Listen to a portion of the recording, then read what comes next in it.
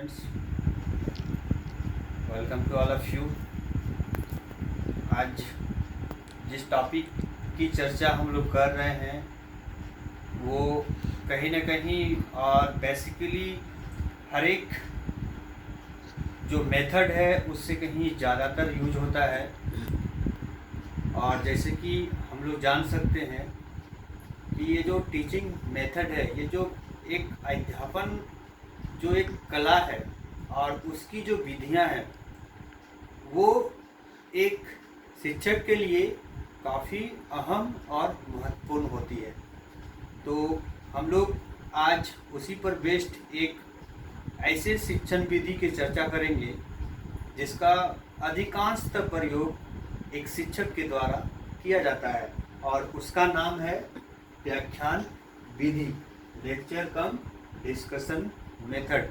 तो आज हम लोग इसी टॉपिक के बारे में बात करेंगे।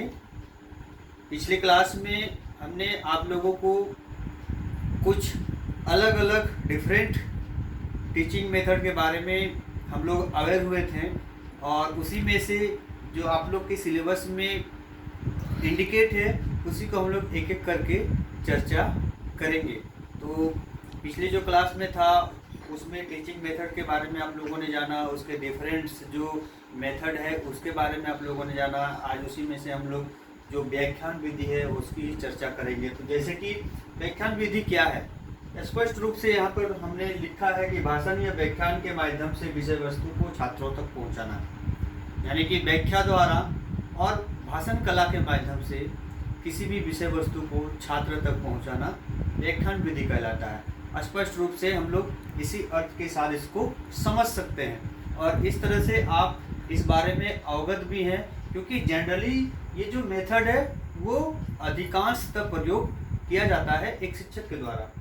तो इसके कुछ विशेषताएं और लाभ की भी हम लोग चर्चा करेंगे।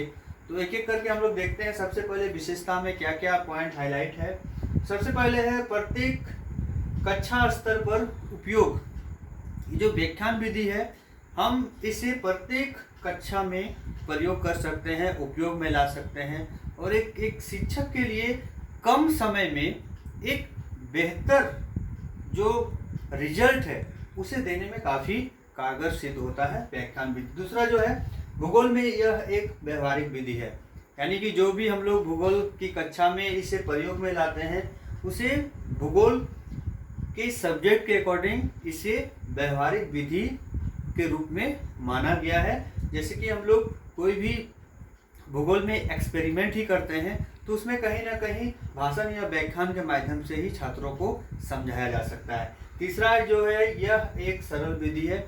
हम इस जो मेथड है उसको स्टार्ट करने से पहले ही आप लोग को बताएं कि यह एक बहुत ही यूजफुल मेथड है और अधिकांश रूप से इसका प्रयोग किया जाता है क्योंकि यह एक सरल विधि है।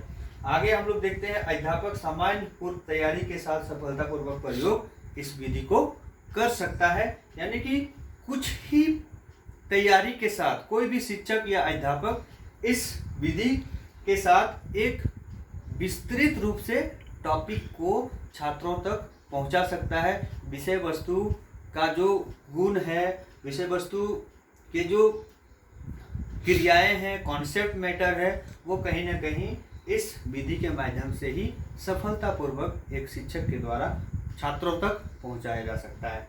लाभ में देख सकते हैं क्या लाभ है इस विधि के। विशेषता की चर्चा तो हम लोग कर ही लिए हैं। लाभ में आप लोग देख सकते हैं अध्यापक एवं छात्र दोनों की सहभागिता।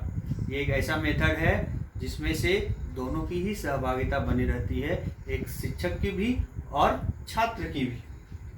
जिससे क्या होता है, दोनों की सहभागिता जिस मेथड में हो उसमें कहीं ना कहीं ये जो क्रिएटिविटी है वो कहीं ना कहीं बच्चों में ज़्यादातर विकसित होने की क्षमता बढ़ जाती है और जो तार्किक शक्ति जिसको हम लोग बोलते हैं लॉजिकल अप्रोच, वो भी कहीं ना कहीं छात्रों में विकसित होती है क्योंकि दोनों की सहभागिता एक उचित रूप में इस विधि के साथ उपस्थित मानी जाती है। छोटे एवं बड़े दोनों छात्रों के लिए लाभदायक। छोटे मतलब जो भी छोटे छात्र रहते हैं वो कहीं ना कहीं मुख बाधिर बनकर कक्षा में बैठे रहते हैं, पीछे बैठते हैं, तो इसमें दोनों ही छोटे और बड़े दोनों ही छात्रों के लिए बहुत ही लाभदायक ये जो मेथड है, इस मेथड के साथ बहुत ही लाभ दोनों ही छात्रों को पहुंचता है।